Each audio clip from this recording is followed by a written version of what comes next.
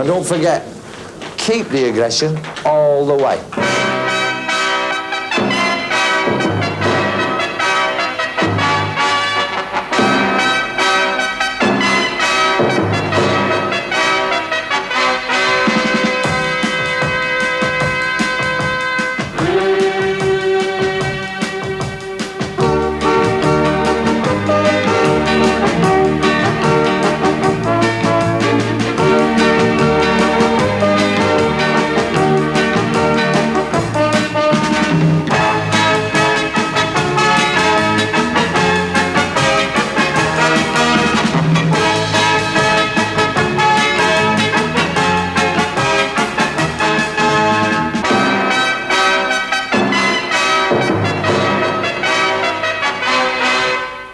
Welcome again to the big match, and in the next hour something to warm you up on this bitter weekend in Britain. 3 games, 13 goals, a sending off, an outspoken interview with Tommy Docherty, and unquestionably the most dramatic finish of the season.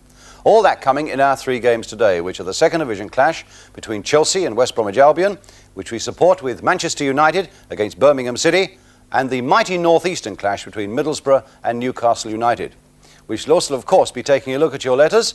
But first, in bleak and wintry conditions, we go across to Stamford Bridge, where at least the fans in the shed are doing the best to keep themselves warm as they wait for the start of this second division game between Chelsea and West Bromwich Albion. Let's first do our check on the teams, though, beginning with Chelsea. Still without central defenders John Dempsey and Mickey Droy, we now have Steve Wicks at number 5 and the Scottish international David Hay in the back 4 there, wearing 6. Chelsea badly needing to get some good results at home, having lost the last 2. As for West Bromwich Albion, they're unchanged. Former Chelsea man Paddy Mulligan is at 2. Player manager Johnny Giles, their best known man, of course, he's at number 10.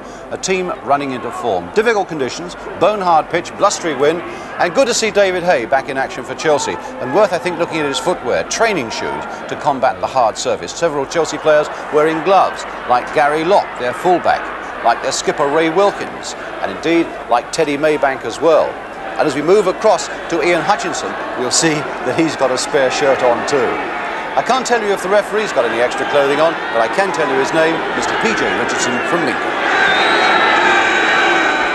So West Bromwich Albion kick off, attacking the goal to our right. They've got green and yellow stripes and light blue shorts with yellow stockings. Chelsea in all blue with white socks. Joe Mayo wearing number 3, but he'll be right up front, the former Walsall player. And a touch there for Peter Bonetti wearing tracksuit bottoms. 2 very experienced goalkeepers here today. Peter Bonetti, who is, 33 years old. And at the other end, John Osborne, the West Bromwich Albion goalkeeper, all of 36, also in a tracksuit bottom.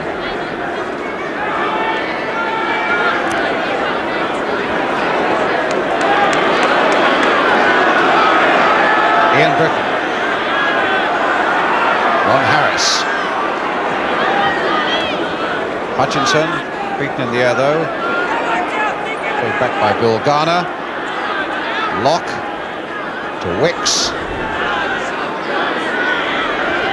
Very carefully, studiously Chelsea at the moment. But the challenge too strong there on Teddy Maybank.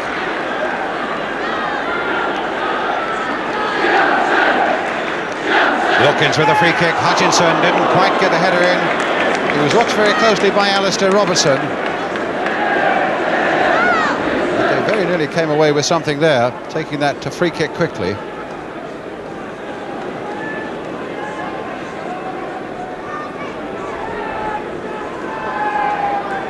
So John Osborne with the goal kick.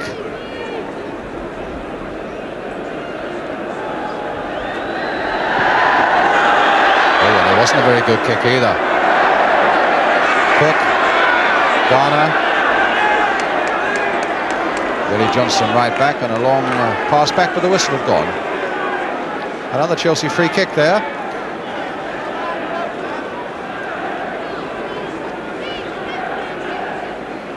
West Brom now with everybody back behind the ball. There's several teams at the top of the second division not playing this afternoon. West Brom, who are 5th, can really make a bit of progress here if they can get a result here today. Gary Locke with the shot, deflecting off Brown. Hutchinson right in there, and Britton right in there!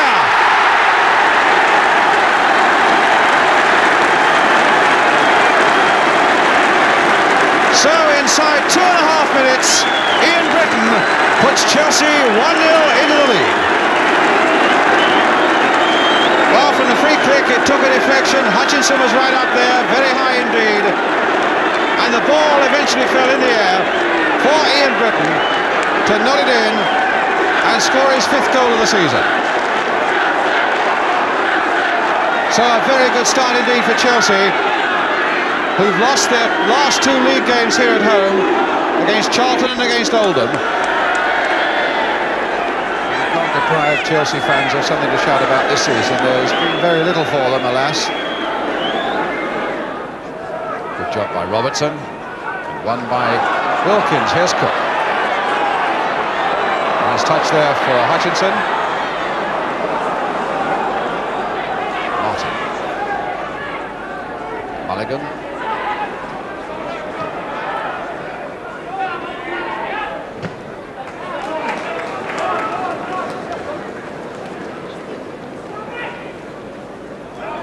Brown. Ali Brown it is. Weil. Towards Mayo. Garner. Britton. Harris. Robertson finds Mulligan. Nice touch there for Martin. 2 Irishmen combining well there. And again he wouldn't change or couldn't change direction quickly enough, but it falls again for Mulligan. Mayo getting it at Harris. Albion's throw.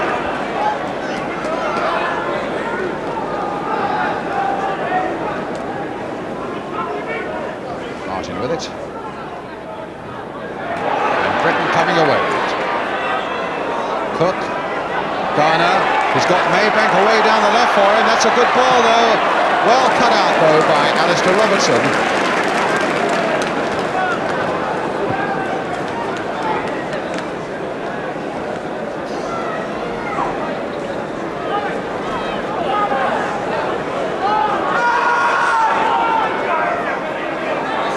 Nasty bounce there for Harris.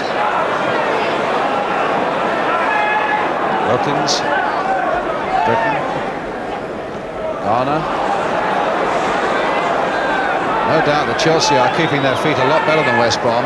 It's the business of knowing your own ground, I suppose, of having more stocks in the dressing room than West Brom would have brought down from the Midlands. Not one West Brom player is able to wear the training shoes that 1 or 2 of the Chelsea players are wearing. While a long clearance. Ali Brown will be after it, and Hayes' header, sure enough, finding Benetti. They're all wearing a short stud.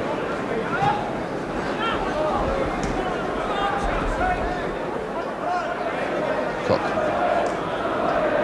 Garner. Cook again. Robertson. Oh, he could be in trouble. He's given it to Maybank, who's got Gary Locke away on the right. Maybank letting a shot go, and by accident it comes to Locke, and across the face of that goal. Perhaps a yard wide and no more, and certainly the opportunity was on there for Maybank to set Locke free much quicker than that. But the ball nonetheless came to the Chelsea number 2 in the end. Wilkins to Maybank. Harris. Garner. Britton. Don't think Garner will get back for that one. Oh, yes, he has. And Wiles after him too. And Chelsea get a throw. Well, that's the sign for Hutchinson. I notice he's taken his gloves off, tucked him into his shorts. So under that shirt or a pair of gloves, he wants obviously to get a better grip on the ball for this long, long throw. David Hayes can't for it too.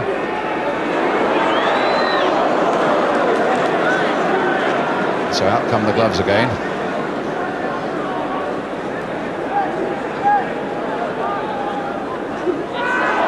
Oh, that wasn't a very good throw. That throw by Osborne, instantly putting his defenders under pressure again. Giles to Robson. Johnston. Giles. Tony Brown now to Mick Martin. Mulligan wanting it down here.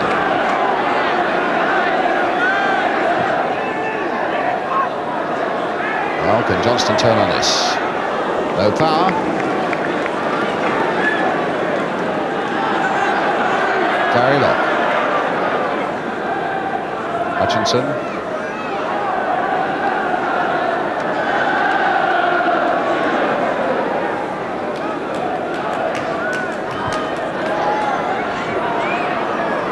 David Hay.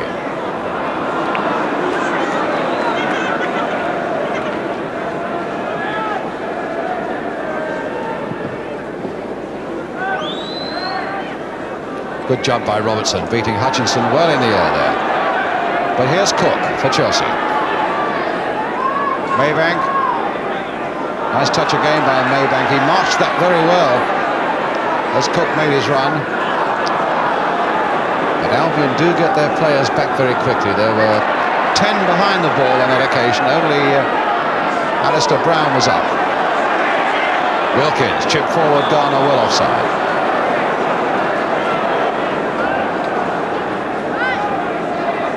Martin. Giles. Robertson. To Johnston.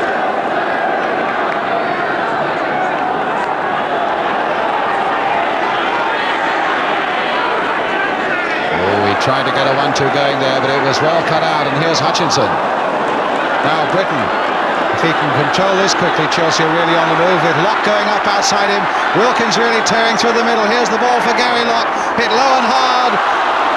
A very good ball to play in those circumstances, and with a little bit of luck it would have fallen to a Chelsea player.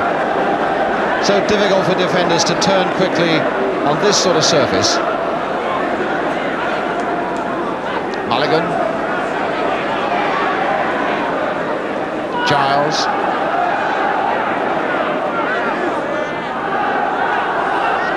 Tony Brown. Giles. Mayo. Beaten by the challenge of Hay. Weil. Martin. Mayo turned in again. A backward header. Maybank's there and he's lost it. But Alistair Brown taking it a shade too far. Johnston now, can he get his cross in? He can, and it's a very good one, and Martin's there! That was over the line.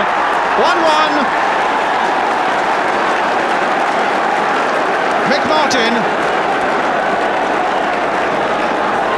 Well, they made something out of nothing there, because it looked as though the ball would go out of play on the far side. Willie Johnston did so well on that far byline. A little delicate chip over the head of Bonetti, and Martin came in, and the ball just crossed the line. Chelsea won, West Bromwich Albion won. Scorer Mick Martin, and a Chelsea player on the far side changing his footwear. Such very difficult conditions. It's Charlie Cook who came on with a short stud on, I think, and looks to be changing into training shoes. Giles, the long ball forward, and look at Ali Brown chasing in here. He might get the touch, and Bonetti did so well. Here's Mayo now with a chance, and Mayo has made it. Well, he's given the man offside, and he was standing in the goal. The linesman flagging on the far side. I am convinced that Ali Brown was standing inside the goal, and that's just what he's saying. Goal disallowed. I think West Brom very unlucky. As the ball came out for Mayo, he whistled it into the back of that net. My impression was that Ali Brown was actually in the goal. Hutchinson getting up. Ray Wilkins. Hay. Wicks. Harris. Garner. Chesting that down, and Wilkins trying to play it to the left here, but instead it cannoned there for Hutchinson. Here's Cook. Oh, that'll fall for Wilkins now. Giles, a deft little touch, finding Robson. Half-time, good first half in patches. Certainly good for Chelsea when Ian Britton scored. Looks like he's limping pretty badly there. Scored so early in the game to put Chelsea into the lead. West Bromwich Albion came back so strongly after that. Mick Martin made the equaliser, but I suppose one of the big talking points of the first half is still going to be about the validity, or the lack of it, in the one that Joe Mayo, the number 3, put in, that was disallowed by referee Richardson. So we're left with a half-time score at Stamford Bridge. that reads Chelsea 1, West Bromwich Albion 1. We'll be right back with the second half.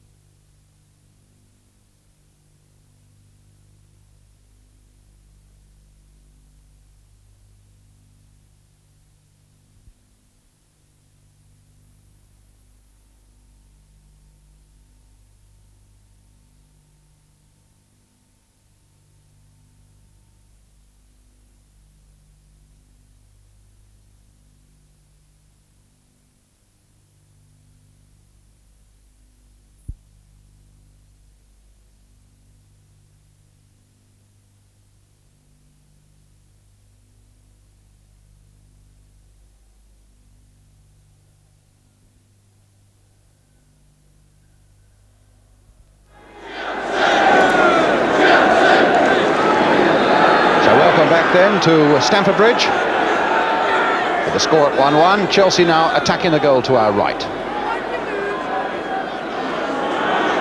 Now it's with Harris. Britton. Wilkins. Albion again cutting out well. Here's Mayo to Giles.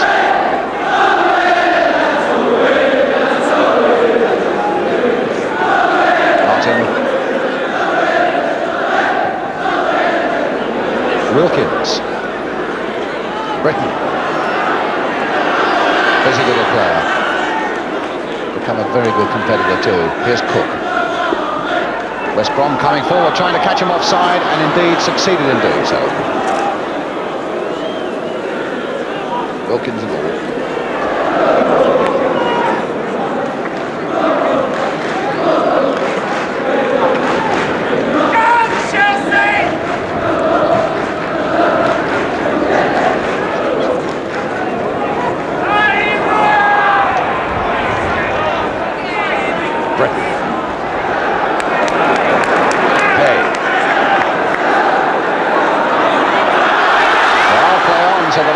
Far side, and a good old solid shoulder charge there between Garner and Weil.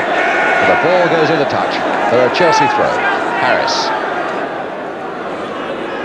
Played in for Harris again. Wilkins will hope to turn this to his advantage. He finds Locke. Hey. Locke again. West Bromwich with everybody back now. Garner on the far side. He's got a good header in. Lovely standing cross there, and Garner came in on it so quickly. Almost got through. Maybank now to Cook. Chelsea hoping to keep this pressure on West Brom. Oh, and here's Wilkins. Played for Maybank again. And again, the goalkeeper Osborne had to get it away. Brown. And again, Chelsea take possession, this time with Locke. Good little spell this for Chelsea. Robertson getting it away. Maybank couldn't quite get to it. And Mayo turning it delicately there. And now Tony Brown. Wicks back to Bennett.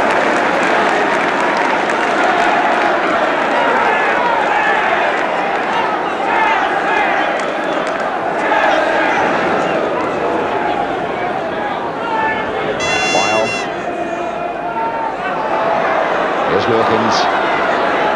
Played forward for Maybank. Got a touch there for Garner. Back for Maybank again. Robertson's gone with him.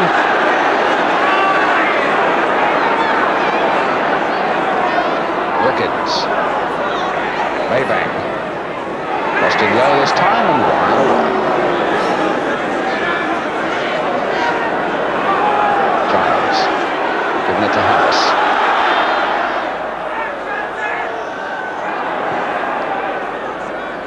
Hutchinson just laying that off for Wilkins. A long-range shot. Not much to spare there.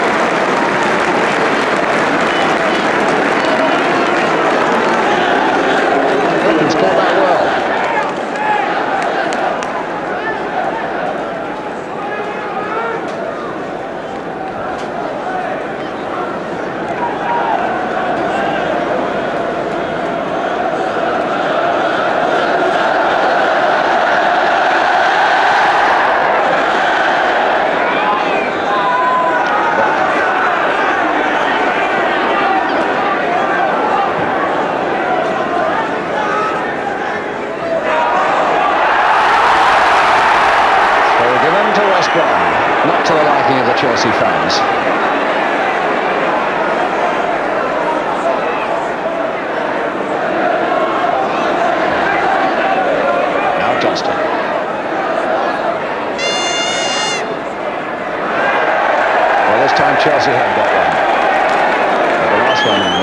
should have been theirs as well. Cook.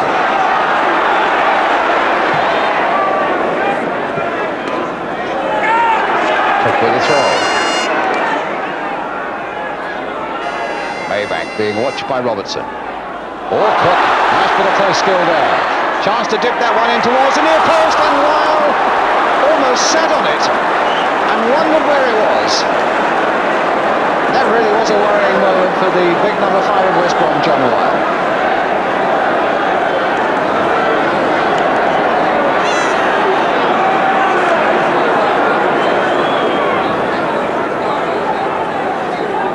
Well, he got past him nicely there, did Ali Brown, beating Harris. Now has he got the speed to beat Wicks? He's got Mayo waiting in the middle. And here's Giles, spotting that Robson was coming up. But there you saw the difficulty, all bouncing awkwardly. Wicks' header, not had a bad game, Steve Wicks. Robson getting in there again, but this might come for Brown. And Tony Brown has scored the second one for Albion.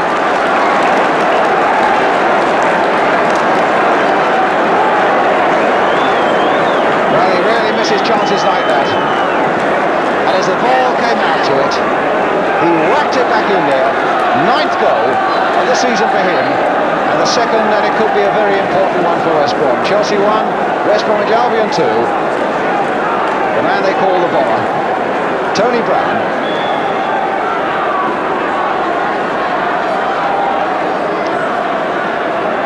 So Chelsea, who started so well with that goal so early on, but here's Garner hoping to get in behind again. And Osborne's there. Will Hutchinson get in there? Yes! No! Disallowed! Disallowed. A foul by Garner on Osborne, and Osborne in a lot of pain.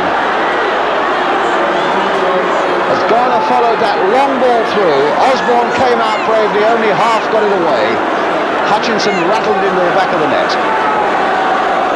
Goal disallowed. So Johnny Giles, a great general in the midfield, and I've watched him this afternoon where he's really kept going, jogging away the whole time. John Osborne getting some boos from the crowd, from the shed, but you won't stop him now with 5 minutes to go. But Giles has kept going magnificently this afternoon and kept those going around him as well.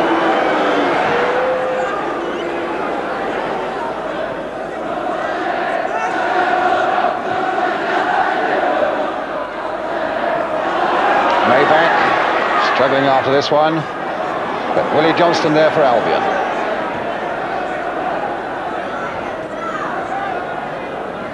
Now playing the time added on for stoppages.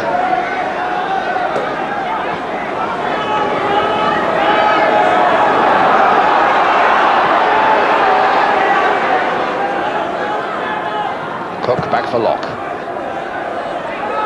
Robertson.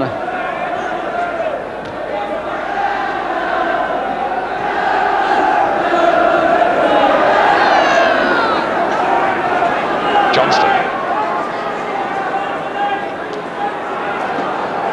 Well, he's past Cook. Got Mayo up there with him. Here's Mayo. Got a touch through again. Britton. Hay. Maybank. Locke. Oh, he's running into a bit of trouble there. Free kick. Quite rightly given.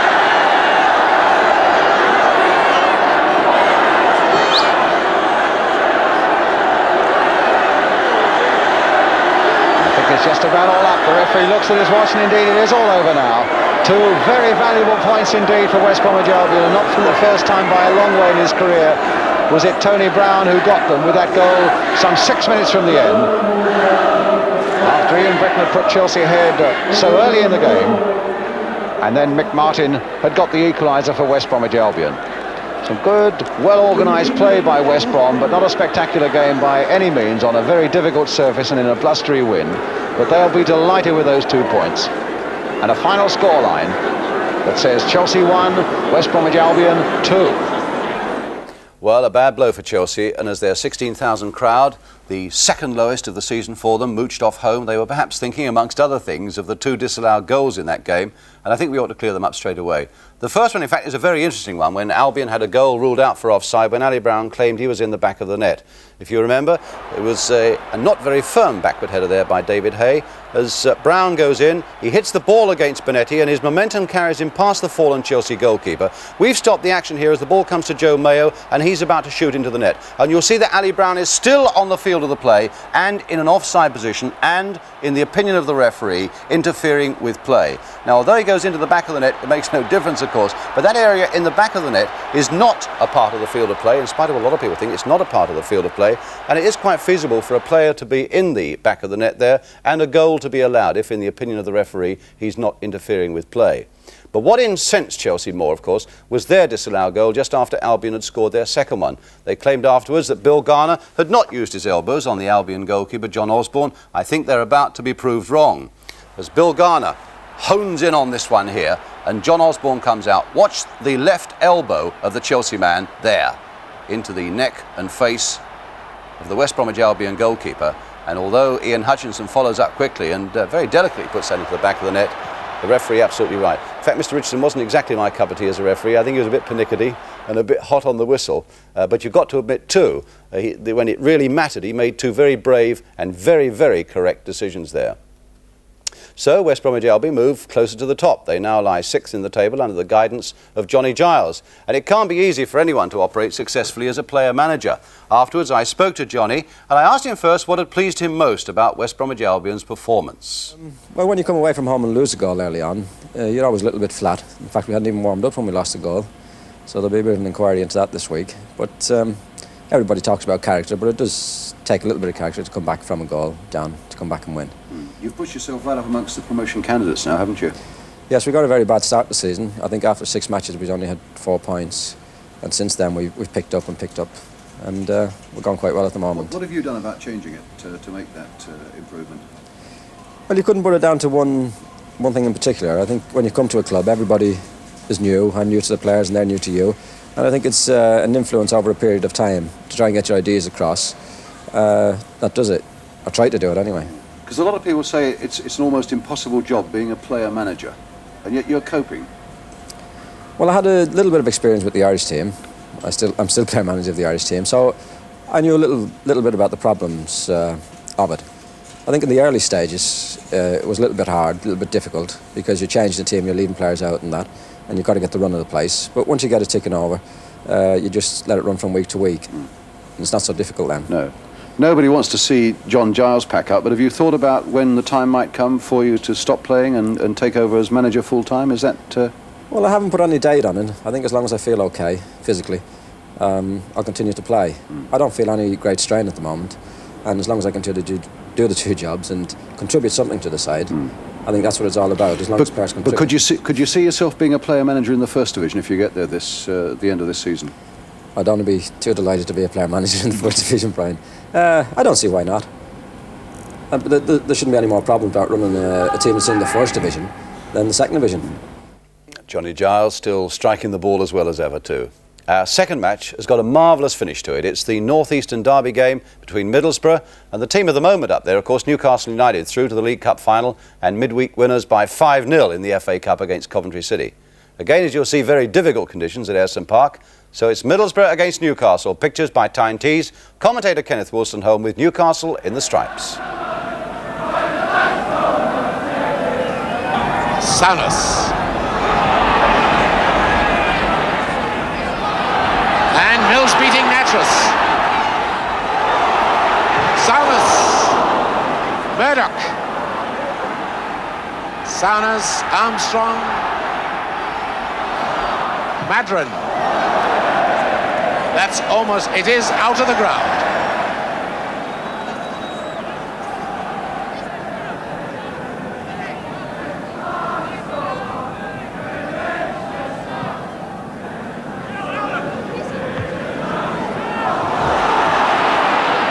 Number 11, Armstrong. And now Mills, surely. Well, when you get chances like that and you don't take them, then you can have no grumbles. MacDonald this time is being pushed in the back by Bone.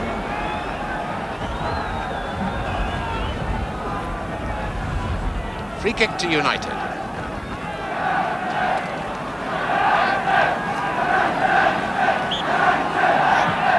Gray. Gowling. Out with Cassidy.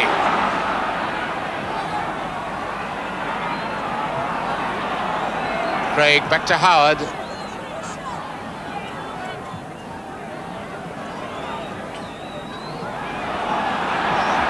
Armstrong giving Mills something to chase, and he'll score, I think. Yes, he has done. And Armstrong, that beautiful through ball. Defenders couldn't turn. Mills ran onto it, kept his feet and kept his head admirably. Tried the lob, and although Mahoney got a hand to it, the ball's in the back of the net, and Middlesbrough take a deserved lead. Mills and now Armstrong. Murdoch forward to Borsma. Will Borsma, very good shot. Well taken, well covered by Mahoney in the United goal.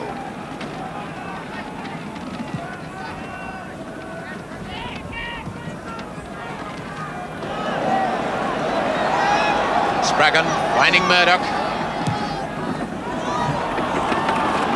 Oh, and look at this Armstrong ghosting behind everyone, and now it's with Souness. Keeley bringing it clear to Cassidy. There's a gap in the middle. Out to MacDonald, and Gowling equalises. And a quick break, but it looked as if Middlesbrough would score. But as Cassidy brought the ball through, out to MacDonald, his shot, caught but not held by Jim Platt, and Gowling follows up to put the ball in the net for the equaliser. Mills to Borsma.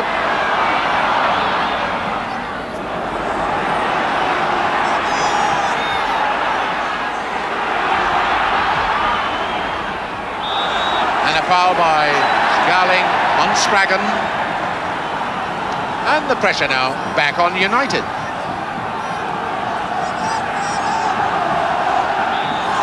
Souness. Oh, it's an own goal!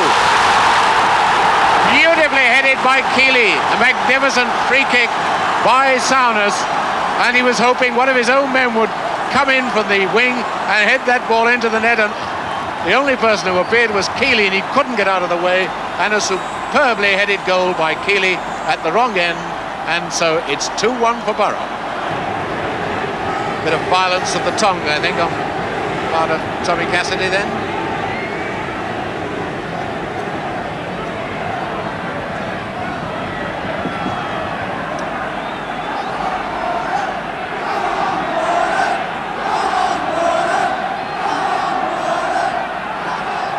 Two-man wall's got to get back 10 yards, and Souness now takes the free kick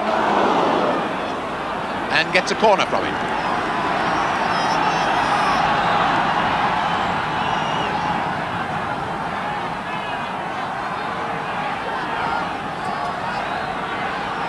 United have brought back everybody but MacDonald.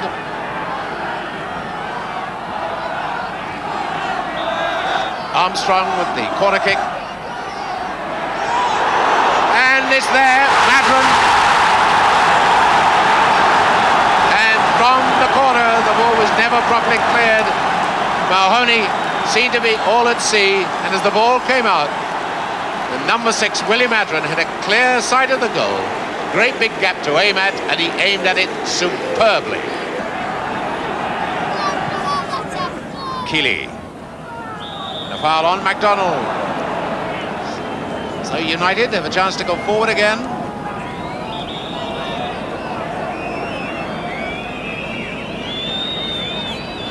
Craig with the free kick. And it's a goal! Scored by Nolte. And that header by Burns, dropping in front of the goalkeeper, and Nulty nipping him from nowhere, flicks it into the back of the net, and it's 3-2. And so now we really are going to have about 2 minutes of real top-class thrilling stuff.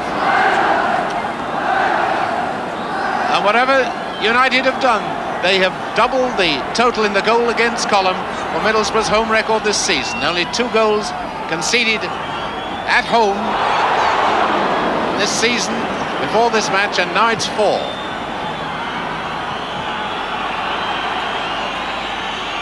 "45 minutes up on our watch." I wonder what the referee says. And a free kick then to United.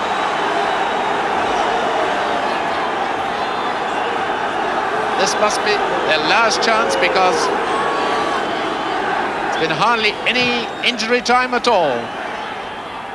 And a chance for McDonald. He scored!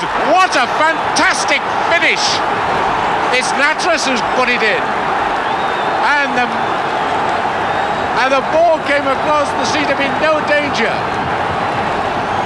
And Gordon Lee jumped straight out of his box. And Gordon Lee got back in there, but now United have got 2 goals in the last 2 minutes. Irving Natras popping up from nowhere, putting the ball in the net.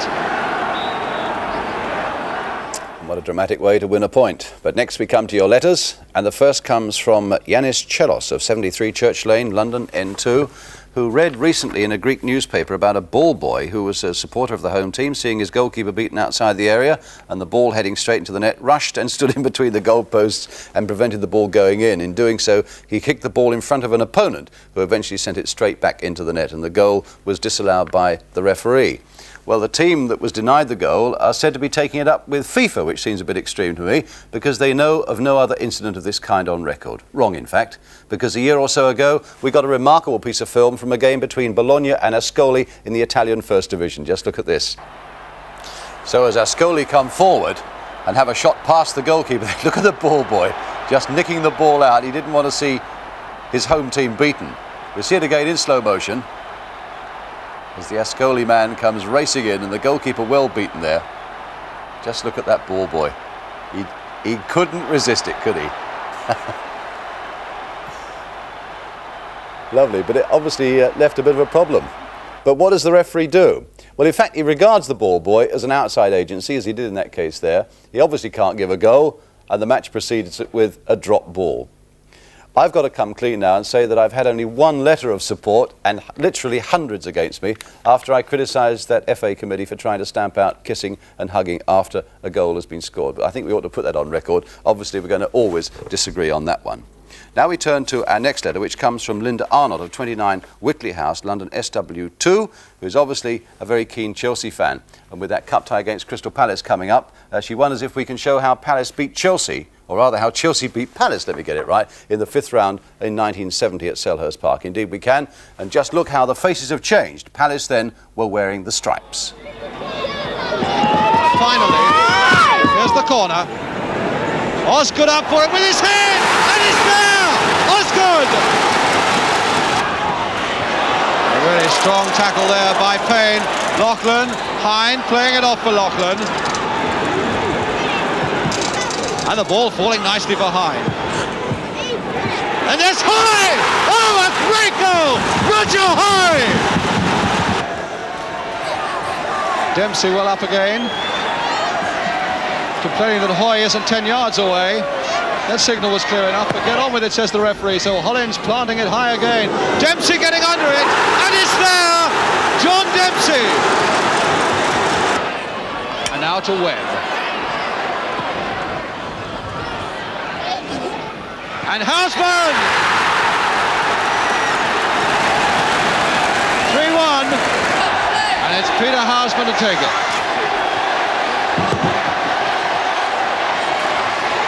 And it's there by Hutchinson! Ian Hutchinson! No doubt Palace want to put that right in a fortnight's time. Before we go on, though, just a quick mention of a testimonial match tomorrow night for Mick Leach, such a faithful servant and indeed an underrated player for Queen's Park Rangers. Tomorrow night at Loftus Road, Mick's got a match when Queen's Park Rangers take on the crack Yugoslav side, Red Star of Belgrade. And of course, with Wales facing the Yugoslavs in the European Championship, it's a match with more than a passing interest. Tomorrow night, then, at QPR. Our third match is a red-blooded affair between the team at the top of the First Division, Manchester United, and one struggling near the bottom, Birmingham City. A match marred right at the end by a sending off. The pictures come from Granada Television. The commentator's Gerald Sinstadt. Manchester United are in the white shorts.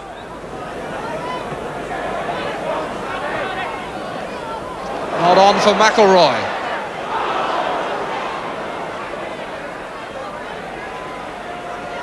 Hill.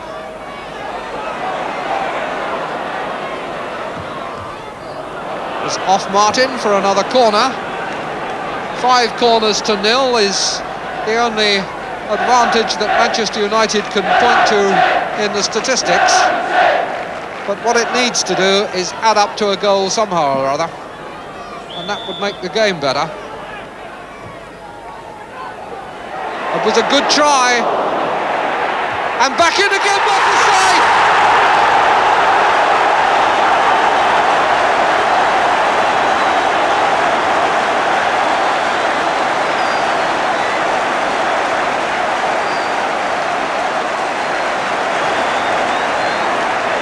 It seemed the only way this packed defence would be beaten, and when the header went in and was cleared off the line, it came to Forsyth, and that right foot sent it back in like an arrow.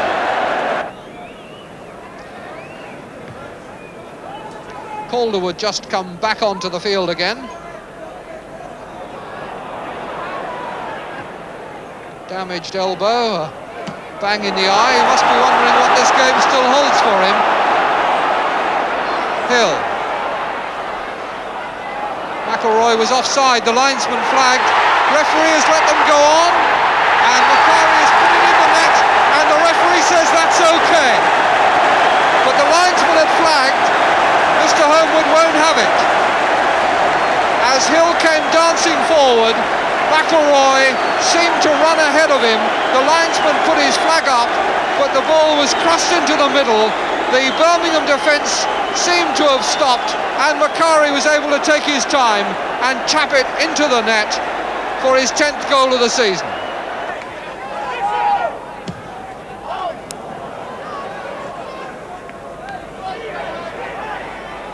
Daly. Koppel. Styles labouring after him and clipping him after the ball had gone, but Koppel still chasing. Now Daly. Couldn't quite get himself into a position to deliver with the right foot, but did get the corner.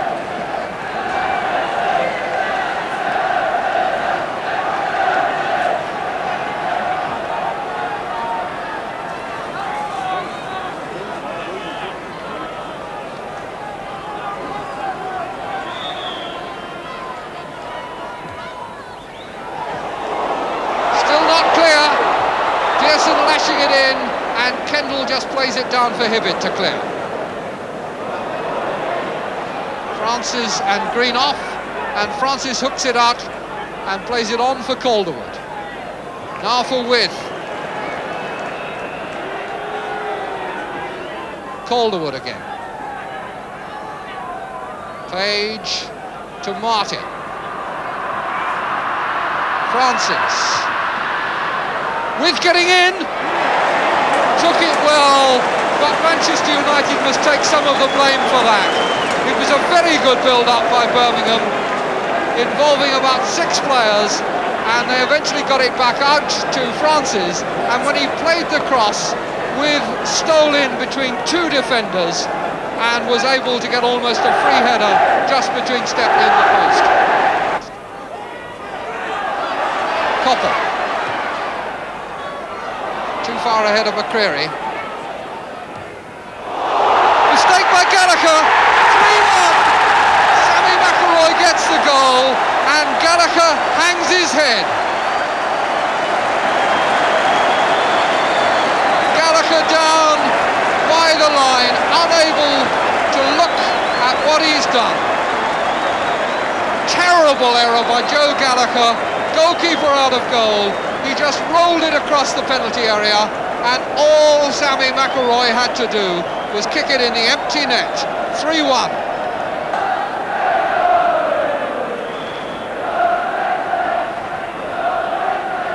Corner number 15 coming up.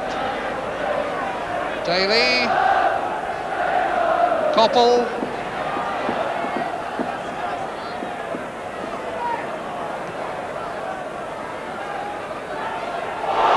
that was a trip by Styles, and again,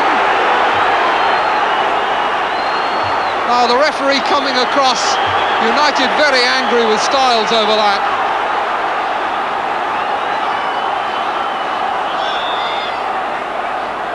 And the referee is calling in for Scythe as well. Koppel just wants the ball to get on with the game. It's the linesman that Mr. Homewood wanted, who must surely have had a view of what happened. And Styles is going to be booked. And if he continues to react like that, he could be sent off.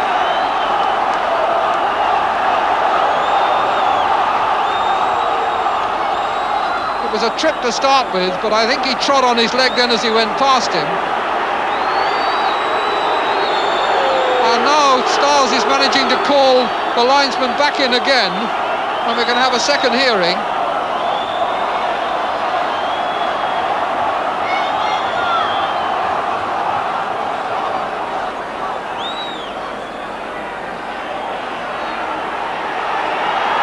And he's going to send him off. Well, he asked for it. Could see that coming a mile off. He's got to go.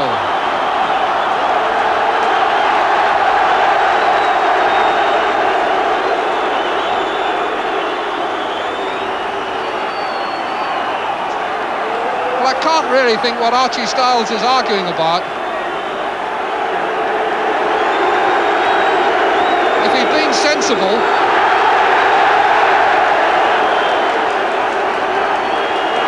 well, that really was an absurdly childish display. He deserved his booking. If he'd been sensible and not argued, he'd have still been on the pitch.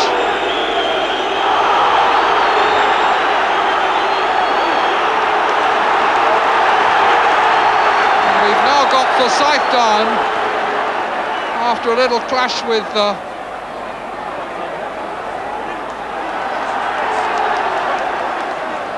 and the referee has decided that that's enough of that, blown his whistle, and they're all going home, and the game, which never reached any great heights, has ended in something of a shambles, with Gallagher now arguing with the referee, pulled away by his colleagues, and a really distressing ending. And that kind of thing, I suppose, is about an appropriate comment on a game that really didn't excite anybody a great deal. But the points... Well, Archie Styles had to go, of course, and apparently it was a match that was scarred by some pretty tough tackling right the way through it.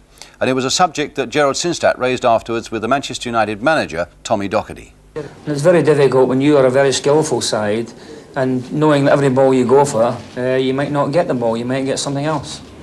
Did you feel it was as bad as that? Well, I did, but I feel that you people, the media and the newspapers, I think you can stamp a lot of this out by showing it, and you don't. And the papers, they don't talk about it. They rather talk about... You certainly don't deliberately edit it out.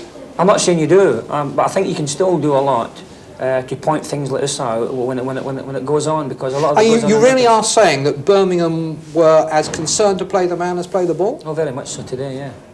I felt especially early doors, I thought the referee handled the game magnificently. I think if he'd have booked everyone which should have been booked, or sent anyone off, they could have finished up with 5 men. I sympathise with Willie Bell, who's done a magnificent job in the short time he's been there, and brought one player off 2 weeks ago at Queen's Park Rangers. I bring my players off. I fine my players privately if they step out of line. We are not only trying to play attractive football, we are trying to clean up the game by the way we play it. Yes, I can't.